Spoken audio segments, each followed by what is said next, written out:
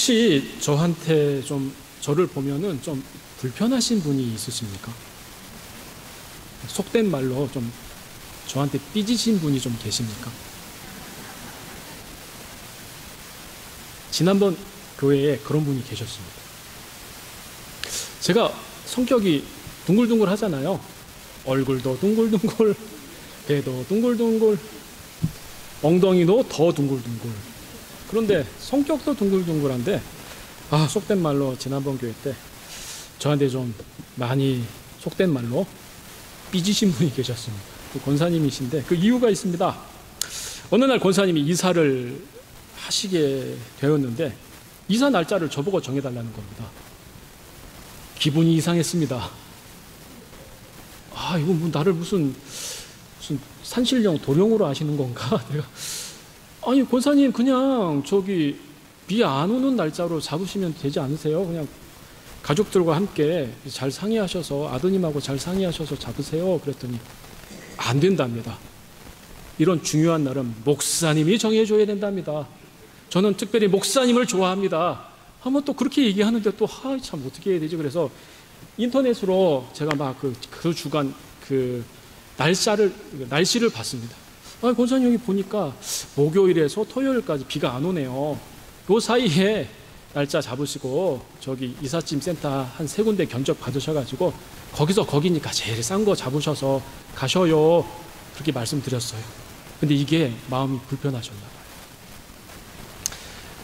나중에 알고 보니 건너 들었는데요. 목사가 돼가지고 성도가 그런 부탁을 했으면 금식을 하면서 날짜를 받아와야지. 거기서 인터넷으로 말이야 성의 없게 기상청 날씨 보면서 나보고 이때 가라고 얘기하는 그런 성의 없는 목사가 어디 있냐고 아주 그냥 엄청 삐지셨습니다.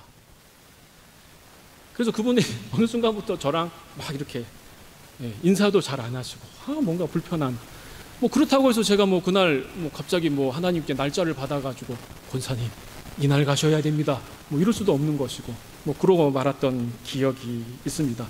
참 불편했습니다. 그분이. 또 어떤 집사님은 이런 분도 계셨습니다. 자동차를 새로 사셨어요. 그때 하이브리드 소나타를 사셨는데 그걸 타고 비닐도 안 떼시고는 교회로 곧장 달려오신 겁니다. 그리고는 담임 목사님을 부르더니 여기에 손을 얹고 안수를 하래요. 새 차를 샀으니까 당신이 여기다가 안수하고 기도하시오. 안전하게 사고 없이 탈 수 있도록. 그리고 부교육자들도 같이 서게 하고. 기분이 굉장히 묘했습니다. 거기에 돼지 머리만 없었지 상황은 똑같았습니다. 근데 또 우리 담임 목사님이 또 어떻게 하시겠어요? 성도가 하도 간곡하게 부탁하니 영혼도 없는 차 위에다가 손을 얹고는 안수 기도를 하셨어요. 막 침을 튀기시면서 막 열심히 기도를 하셨어요. 그런데 그 안수까지 받은 자동차는 결국 교회에 예배 드리러 오는데 사용되지 않고요. 참 놀러 다니는데 많이 사용하시더라고요. 참 안타까웠습니다. 뭐하러 안수 기도까지 그 차한테 받게 하시는지 모르겠습니다. 여러분, 은근히 우리 삶에요. 성경적 근거가 전혀 없음에도 불구하고요. 역사적, 문화적 영향으로 인해서 미신적인 요소들이 우리 신앙생활 속에 참 많이 뿌리 내리고 있습니다. 성경에도 이런 이야기가 기록되어 있는데요. 그게 바로 오늘 본문의 내용입니다. 제가 오늘 본문을 간략하게 한번 설명해 보겠습니다. 엘리 제사장 시절, 그러니까 사사시대 말기의 시대입니다. 이때 블레셋과 이스라엘 사이에 전쟁이 있었습니다. 블레셋은 철기 문화였고 이스라엘은 청동기 문화입니다. 둘이 싸움을 하면 백전백패 이스라엘이 지게 되어 있습니다. 근데 이상하게 하나님이 가끔씩 또 많이 이스라엘을 예쁘게 보실 때는 도와주셔서 철기 문화를 가진 블레셋을 이기게 하실 때도 있습니다. 자주 이기다 보니까 이스라엘이 좀 교만했던 것 같습니다. 블레셋이 싸움을 거니까 옳거니 이번에도 이길 수 있겠거니 생각하고 각각 양 진영에 진을 치고 싸움을 하게 됩니다. 드디어 1차전이 벌어졌지요. 근데 웬걸요? 이스라엘 4,000명이 도륙을 당합니다. 분명히 이겨야 되는데 4,000명 가량이 도륙을 당하고 맙니다. 상당히 당황하게 되죠. 1차전 전쟁의 패배 후에 당연히 이스라엘 진영에서는 회의를 하게 되죠. 뭐 때문에 우리가 졌는가? 뭐 때문에 졌습니까? 여러분들이 지금 이스라엘 회의 진영에 참모진으로 참여를 했습니다. 어떻게 대답하시겠습니까? 침 닦으시고 빨리. 어떻게 대답하시겠습니까? 저 같으면 이렇게 얘기하겠습니다. 우리가 하나님 앞에 지은 죄가 뭔지를 살펴봅시다. 하나님이 우리와 함께 하시지 않잖아요. 우리가 그동안 뭘로 이겼는데요? 저 철기 문화를 가진 저 족속들을 상대로 우리가 이긴 이유가 뭔데요? 하나님이 도와주셨잖아요. 우리의 죄를 돌아봅시다 라고 얘기해야 되는 게 맞는 거 아닙니까? 나를 그때 보내주셨어야 되는데 내가. 그런데 희한합니다. 회의의 결과가 불신앙과 불순종이 패배의 원인인데 희한하게 결론 짓습니다. 언약궤가 함께하고 있지 않아서 졌다. 이렇게 결론을 맺습니다. 희한합니다. 그래서 실로에 있었던 여호와의 언약궤를 전쟁터로 가지고 옵니다. 회개는 안 하고 언약궤를 전쟁터로 막 가지고 옵니다. 여호와의 언약궤가 함께하고 있으면 우리가 이길 수 있다. 이렇게 생각했던 거죠. 그리고 언약궤가 도착을 합니다. 그리고 이스라엘 백성들이 의기양양하게 드디어 2차전을 블레셋 족속과 싸움을 벌입니다. 2차전의 결과는 어땠습니까? 더 참혹했습니다. 무려 3만 명이 이스라엘의 군사들이 도륙을 당합니다. 완전한 패배지요. 1차전 병력 손실보다 무려 8배 가까운 손실을 보게 됩니다. 언약궤만 들어오면 끝나는 줄 알았는데 오히려 더 큰 손실을 입고 게다가 홈리와 비느하스라는 영적 지주 이 제사장들까지도 그 전쟁에서 죽임을 당합니다. 완전히 전의가 상실해버리겠죠. 게다가 더 심각했던 것은 하나님처럼 모셨던 여호와의 언약궤마저 블레셋한테 빼앗겨버립니다. 이건 엎친 데 덮친 격이죠. 어찌하여 하나님께서는 전쟁에도 패배하게 하실 뿐만 아니라 그 소중하게 여겼던 언약궤마저 블레셋에게 빼앗기게 만드셨을까요? 그러면 먼저 언약궤가 무엇이며 언약궤가 갖는 상징이 무엇인지 우리가 살펴볼 필요가 있습니다. 여호와의 언약궤는 그 안에 3가지가 들어있습니다.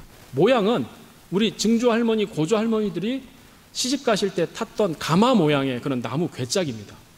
그런 나무 궤짝처럼 생긴 그 안에 3가지의 물건이 들어있는데 첫 번째는 우리가 잘 아는 만나, 두 번째는 아론의 쌍난 지팡이, 세 번째는 모세가 직접 하나님으로부터 받았던 10계명 2돌판인 그 3가지가 그 언약궤 안에 딱 들어가 있었습니다.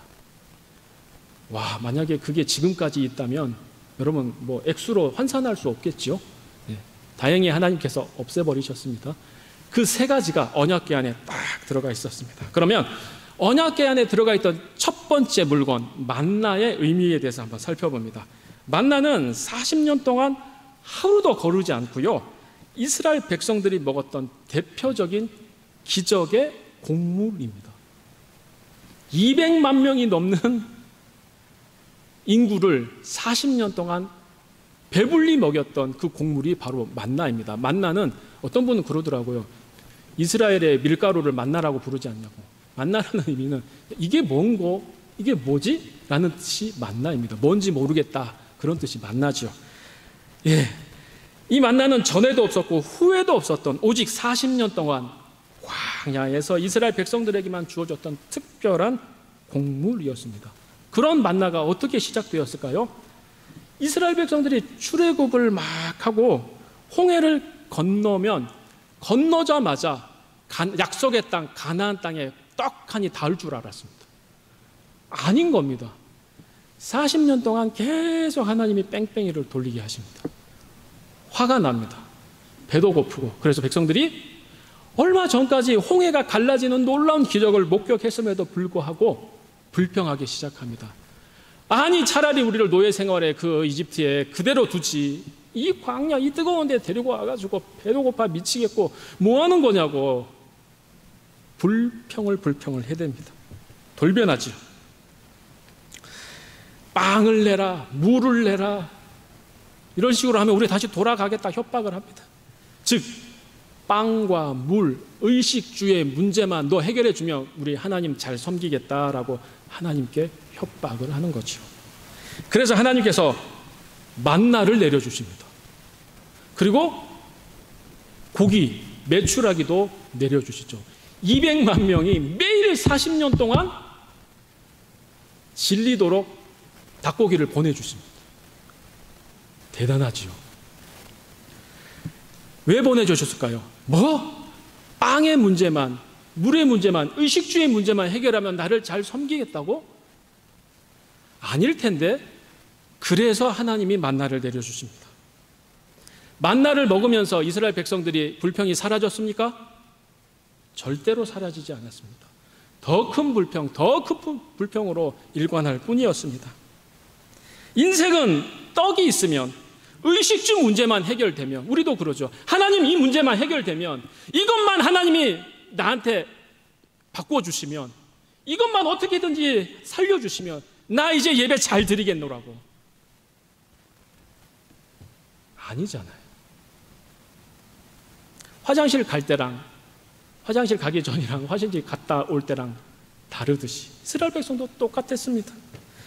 떡의 문제가 해결되어도 인간은 생리적으로 하나님을 절대로 잘 섬기지 못합니다. 아담과 하와가 선악과를 따먹은 이후에 생긴 원죄가 여전히 우리 안에 자리 잡고 있기 때문이죠.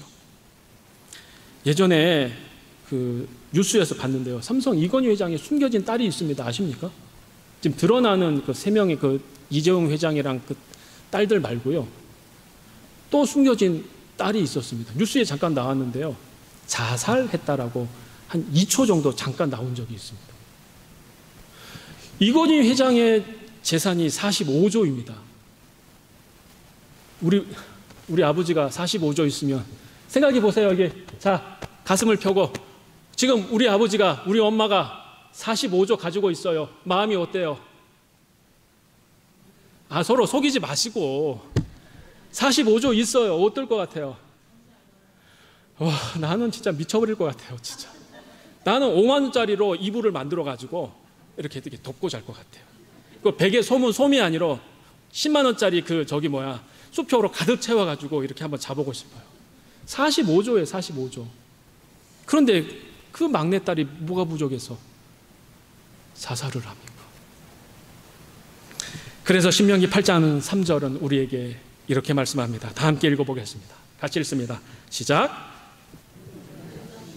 너를 줄이게 하시며 또 너도 알지 못하며 내 조상들도 알지 못하던 만나를 내게 먹이신 것은 사람이 떡으로만 사는 것이 아니에요, 여호와의 입에서 나오는 모든 말씀으로 사는 줄을 내가 알게 하려 하십니다.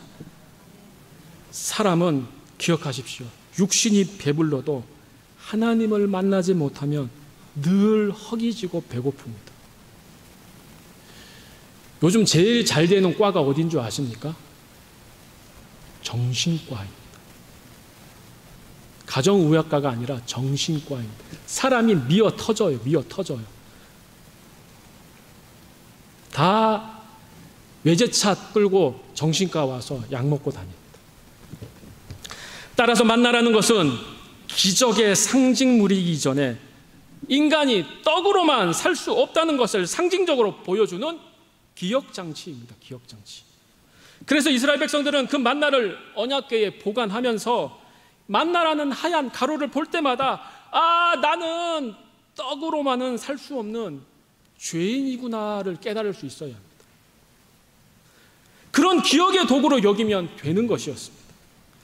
기적과 이적의 기념품이 아니라 인간의 죄악과 죄성을 잊지 않게 하기 위한 기억의 상징물에 지나지 않는 것이 바로 그 만나였습니다. 그런 만나가 어느새 이스라엘 백성들 마음속에 숭배와 경배의 대상으로 바뀌어버린 것이죠. 참 어처구니 없는 상황입니다. 자, 그러면 이제 언약궤 안에 있는 두 번째 물건인 아론의 쌍난 지팡이가 갖는 의미를 살펴봅니다. 아론이 가진 지팡이에 하나님께서 싹이 나게 하신 바로 그 지팡이입니다. 여러분, 지팡이, 즉 마른 나무는 꽃이 필 수 없습니다. 죽었으니까요. 바짝 말려서 우리는 뭐하면 니스를 칠해서 수분이 공급되지 않게 해야죠. 오래 들고 다녀야 되니까. 근데 거기에 싹이 나면 어떻게 되겠습니까? 싹이 난다는 것은 기적인 것이죠. 그렇죠? 기적인 것이죠. 왜 이런 기적을 이스라엘 백성들에게 보여주셨을까요? 민수기 16장에 보면 고라라고 하는 사람과 고라를 따르는 그 일당들이 하나님의 권위에 도전하고 반역을 도모하는 이야기가 등장합니다. 그리고 하나님의 권위에 도전한 고라 일당은 땅이 갈라져서 그들을 삼키는 끔찍한 심판을 받습니다. 와, 참 대단합니다. 심판도 땅이 갈라져서 땅이 막 삼키는 그런 심판을 받아요. 고라의 반역 사건 이후에 이스라엘 백성이 아론 가문의 제사장 직분에 더 이상 도전하지 못하도록 하나님께서 이스라엘 12지파를 막 다 부릅니다. 그리고 각각 지팡이를 다 내게 합니다. 그 가운데에 아론의 지팡이에만 싹이 돋고 살구꽃이 피게 하십니다. 그런 기적을 이스라엘 모든 백성들에게 보여주십니다. 더 이상 모세와 아론의 권위에 도전하지 못하도록 하시기 위한 상징적인 증거를 남기신 거죠. 이 역시 이스라엘의 패역을 상기시키고 다시는 패역한 길로 가지 않도록 독려하기 위한 물건의 용도로 언약궤 안에 보관하고 있었던 겁니다. 그런데 만나와 더불어 신비한 기적을 가져다 줄 어떤 숭배의 대상으로 또 여겨졌던 겁니다. 참으로 어처구니가 없는 상황입니다. 자, 그러면 언약궤 안에 들어있는 마지막 세 번째 물건은 바로 십계명의 두 돌판입니다. 정확하게 표현하면 모세가 시내산에서 받은 두 번째 돌판입니다. 첫 번째 돌판은요, 모세가 하나님께 십계명을 받으려고 시내산에 올라갑니다. 40주야를 금식하면서 십계명을 받고자 올라가죠. 그렇게 십계명을 받고 내려왔을 때 그때 이스라엘 백성들은 그 밑에서 뭘 하고 있었습니까? 모세가 안 나오니까 야, 우리가 하나님의 형상을 만들자 그래서 금 송아지를 만들어서 그 앞에서 춤추고 노래하고 우상을 숭배해 버렸습니다. 그 모습을 본 모세가 원래 허기질 때 화가 더 많이 나요. 아시죠? 40일 바짝 굶은 상태에서 내려왔는데 그 짓거리를 하고 있으니까 모세가, 여러분, 하나님이 직접 새기신 십계명이에요. 근데 그거를 혈기방자해가지고 그 모습을 보자마자 그냥 바닥에 내려쳐버렸습니다. 그리고 깨져버렸어요. 그리고 그 순간 하나님께서 레위 지파를 통해서 우상숭배에 가담했던 3천 사람들을 도륙하게 하십니다. 그래서 3,000명이 이스라엘 백성들이 그 자리에서 죽임을 당하죠. 그리고 이스라엘 백성들이 막 회개합니다. 그리고 다시 모세가 40일 금식하러 올라갑니다. 힘들겠죠. 40일 겨우 한번 참고 올라갔는데 또 올라가야 돼요. 그래서 올라가서 받은 십계명이 두 번째 십계명 돌판입니다. 그거를 어디에? 언약궤에 보관했던 겁니다. 왜요? 그 십계명 안에 무슨 큰 힘이 있어서가 아니라니까요. 십계명 그 두 돌판을 보관하면서 이거를 통해서 그동안 우리 조상들이 무슨 짓거리를 했는지를 기억하라는 상징적인 기억의 장치로 그 언약궤 안에 넣었던 겁니다. 대대손손 물을 거 아니에요. 엄마, 할아버지, 저기 첫 번째 돌판은 어디 갔대요? 이거 두 번째 돌판인데 첫 번째 돌판은 우리 조상들이 모세를 못 기다리고 그곳에서 금송아지 만들어가지고 그 짓거리를 해가지고 이걸 깨트려버려서 없어졌어. 다시는 우상 숭배하지 말아야 해를 가르치기 위해서 그걸 거기다가 두 번째 돌판을 넣는 거지요. 철저한 우리가 죄 덩어리인지를 깨우쳐주는 상징물이라는 겁니다. 자, 그러면 언약궤 안에 들어있던 세 가지 물건의 공통점은 딱 나왔습니다.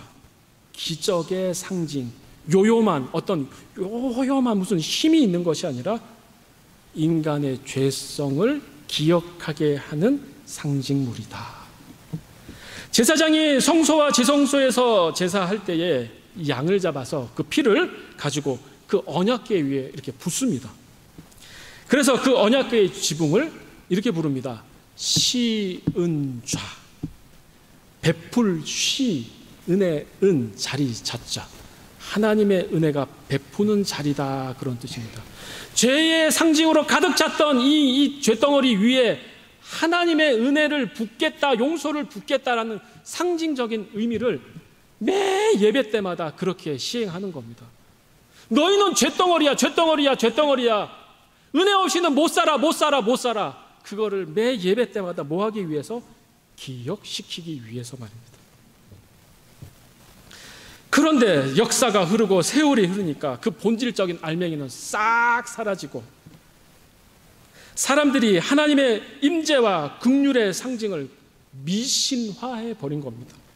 어려움이 있을 때 언약궤 자체에 무슨 큰 힘이 있는 것처럼 언약궤 자체를 섬기고 신성하게 여기는 참으로 미친 짓거리들을 하는 모습을 오늘 본문이 고발하고 있는 겁니다. 그래서 어떤 신학자는 이 부분을 이렇게 표현하였습니다. 이쯤 되면 이것은 하나님의 언약궤가 아니라 그냥 궤짝이다. 여러분, 우리 교회도 마찬가지 아닙니까? 우리가 이 시간에 이렇게 예배 드릴 때에 이곳이 거룩하고 성물이 되는 것이지, 예배 드리지 않는 이곳은 뭐겠습니까? 그냥 이거는 땔감입니다. 땔감. 땔감일 뿐이죠. 쓰레기일 뿐이죠. 따라서 오늘 본문에 등장하는 이 사건은 당시 이스라엘 공동체에 만연했던 신앙의 패턴 자체가 이미 하나님이 경배와 섬김의 대상이 아니라 하나님을 자기들의 위기를 당하거나 필요할 때만 램프의 지니처럼 불러다 써먹는 하수인 취급을 했던 겁니다. 하나님은 단지 사람들의 요구를 그때마다 채워주는 하나의 방법이었고 수단에 불과하였습니다.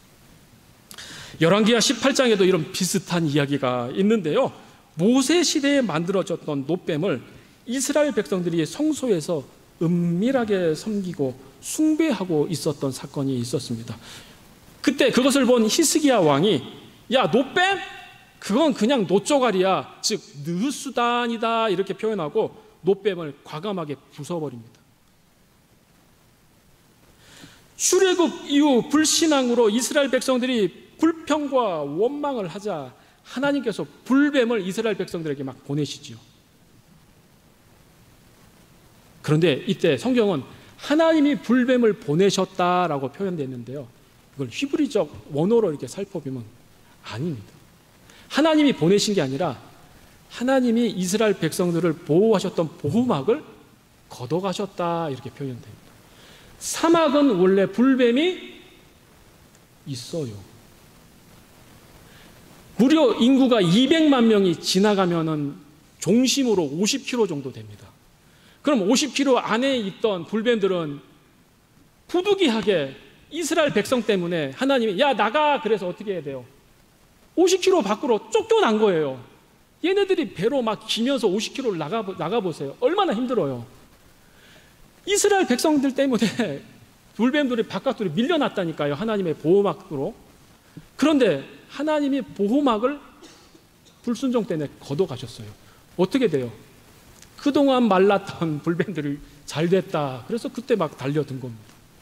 하나님이 보내신 게 아니라 원래 불뱀이 있던 그곳을 하나님이 보호하고 있으셨던 건데 이스라엘 백성들이 그걸 몰랐던 겁니다.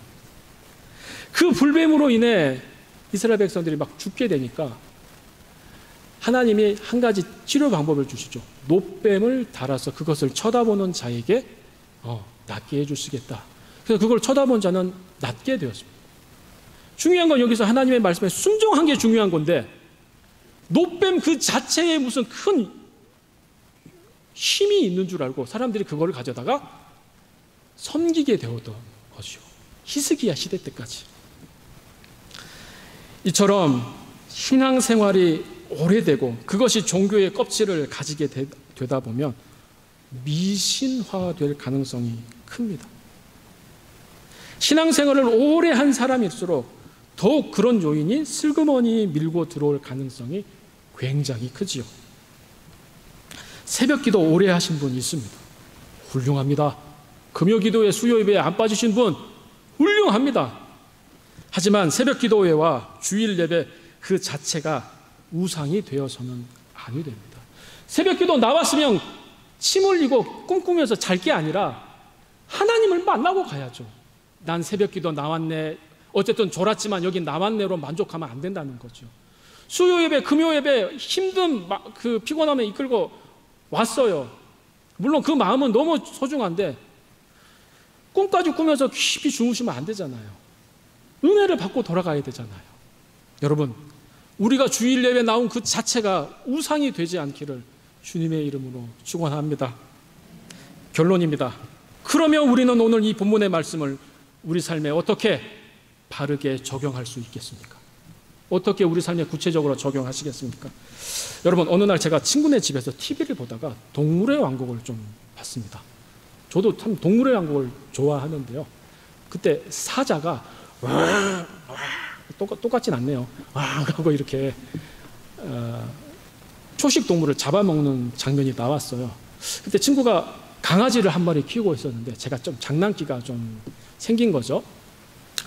저 강아지에게 사자를 딱 보라고 하면 강아지가 화들짝 놀라지 않겠는가. 그걸 너무 보고 싶었던 거예요. 그래서 손가락을 딱 해서, 걔가 이름이 호두였거든요. 호두야, 저기를 봐! 하고 사자를 제가 딱 가르쳤어요. 그랬더니 호두가 어떻게 할게요?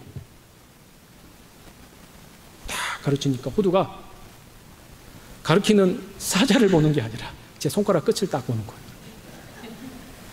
아니, 여기 말고 이 새끼야, 저기를 보라고 이 새끼야, 딱 이렇게 했습니다. 그랬더니 여기 이 손가락 끝만 계속 쳐다보는 거예요. 왜? 거기에 간식이 있는 줄 알고. 여러분, 사람과 DNA가 99%가 일치하는 침팬지도 가리키는 방향이 아니라 손을 쳐다봅니다. 오로지 사람만이 손가락을 가리켰을 때 끝이 아니라 손이 가리키는 방향을 볼 수 있습니다. 오늘 집에 가서 남편분, 아내분, 자식한테 한번 해보십시오. 야, 저기 봐! 했는데 손끝을 내 남편이 보면 답이 없는 분이겠죠. 네. 대부분은 정상적인 사람은 방향성을 봅니다. 여러분은 주님의 손이 가리키시는 방향성과 목표를 향해 고개를 돌리는 신자입니까? 아니면 여전히 주님의 손끝에 묻어 있을 그 무언가, 그 먹을 것에 집중하는 불신자입니까? 따라서 오늘 우리에게 주신 이 본문의 말씀을 우리 삶에 구체적으로 적용하기 위해서는 가장 먼저 내가 신앙생활을 몇 년을 했고, 내가 어디 유명한 교회에 다녔던 어디 출신이고, 내가 교회에서 어떤 직분을 가지고 있고, 또 내가 지금 얼마나 많은 것을 누리고 있는가를 믿음의 분량의 잣대로 사용하는 행위를 멈추어야 합니다. 그냥 내려놓으십시오. 저도 이 자리에 올라올 때요, 하나님 저에게 말씀해 주세요. 저에게 말씀해 주세요. 저도 제 입을 통해서 듣겠습니다 하는 마음으로 올라옵니다. 목사도 성도입니다. 목사도 예수 잘 믿어야 천국 갑니다. 목사는 목자라고 그러는데요, 저는 반장이라고 생각합니다. 반장도 공부해야 되잖아요. 목자는 예수님이고 목사는 반장일 뿐입니다. 그저 우리 같이 줄 셉시다, 선생님이 가재요 하고 떠드는 사람 이름 적고 일러 바치고 이런 사람일 뿐이죠. 마찬가지입니다. 저도요. 오히려 아무리 알아주지 않고 몰라주는 곰팡이 냄새 풀풀 나는 그 기도 골방이라 할지라도 여러분, 그곳에서 정직하고 진실하게 그리고 성실하게 오늘도 하나님의 말씀과 대면해야 합니다. 또 그 말씀 앞에 날마다 항복하는 은혜를 누림으로 오늘 본문의 말씀을 우리 삶에 구체적으로 적용할 수 있는 겁니다. 이번 한 주간도 저와 여러분이 제발 주님의 손이 아니라 주님의 손이 가리키시는 방향의 고개를 돌림으로 빠른 길, 쉬운 길, 편한 길이 아니라 기억하십시오.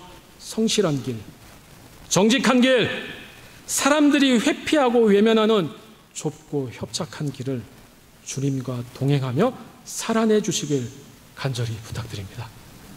기도하겠습니다. 하나님, 우리 신앙의 근거가 눈에 보이는 자극적인 요소가 아니라 하나님의 자비와 긍휼히 여기심에 우리 신앙의 근거를 두게 하옵소서. 오늘도 진실하게 말씀과 대면하게 하시고 그 말씀 앞에 날마다 항복함으로 인하여 주님의 손이 아니라 주님의 손이 가리키시는 방향에 고개를 돌리는 성숙한 신앙인들로 살아가게 하옵소서. 예수님의 이름으로 기도하옵나이다. 아멘. 활빈 가족 소식란 함께 보도록 하겠습니다. 교회에 처음 오신 분들은 안내를 받아서 새가족실에서 등록해 주시기를 바랍니다. 자, 대림절까지 성령 강림 절기입니다. 자, 그 교회 모임은 피택자 교육이 계속 있는데 오늘 한 분이 안 오셨어요. 김성범 집사님 안 오셔가지고 다음 주로 연기한답니다. 네, 좋은가요? 안 좋은가요? 모르겠네요. 네, 다음 주에 연기한다고 하니까 김진호 집사님 아시겠죠? 다음 주로 연기한대요. 빠지면 또 연기되는 거래요. 그러니까 빠지시면 안 될 것 같아요. 네. 그리고 구역 예배와 또 노방 전도는 금주부터 8월까지 방학을 한다고 합니다. 여름 성경학교가 오늘까지 있었고 다음 주 토요일 주일은 이제 청년부 또 청소년부 수련회가 있습니다. 위하여 기도해 주시기를 부탁드리고요. 금요 기도회는 교역자 당회 주관입니다. 오늘 설거지 담당은 권사회에서 수고해 주시겠습니다. 이치현 집사님, 김명국 집사님께서 떡을 대접해 주셨습니다. 근데 왜 하신 거죠? 그냥 범사에 감사해서요? 아니면 뭐 때문에 하셨을까요? 네, 하여튼 이치현 집사님과 김명국 집사님이 떡을 대접해 주셨습니다. 식사하시면서 맛있게 드시기를 부탁드립니다. 그리고 이계국 집사님과 공순자 집사님이 또 잡곡사라고 새우를 또 이렇게 섬겨주셨어요. 근데 꼭 여기서 이렇게 특별한 게 있는데 이 새우는 이 대하가 아니고 민물새우래요. 그래서 새우국에 새우가 있으니까 혹시 오늘 새우 큰 거 찜 주는 거 아니에요? 라고 혹시 기대하시고 가시면 안 되고요. 국 안에 민물새우가 있으니까 여러분 거기서 듬뿍 떠서 민물새우 맛있게 시원하게 드셨으면 좋겠습니다. 자, 그리고 우리 새가족 환영을 잠시 하도록 하겠습니다. 우리 박금순 성도님 어디 계십니까? 네, 잠시 앞에 이렇게 좀 나와주시고요. 반갑게 인사 나누시기 바랍니다. 인사할 때 우리 박수를 한 번 더 인사 나누겠습니다. 감사합니다. 네.